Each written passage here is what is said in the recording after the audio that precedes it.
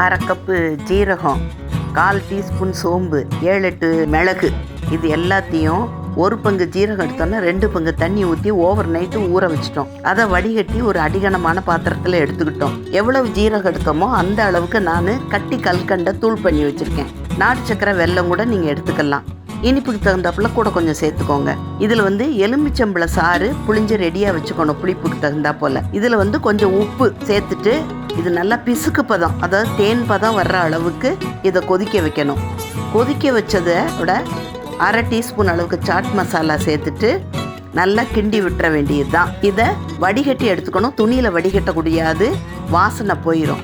எலுமிச்சம்பழ சாறை ஆற விட்டு தான் சேர்க்கணும்.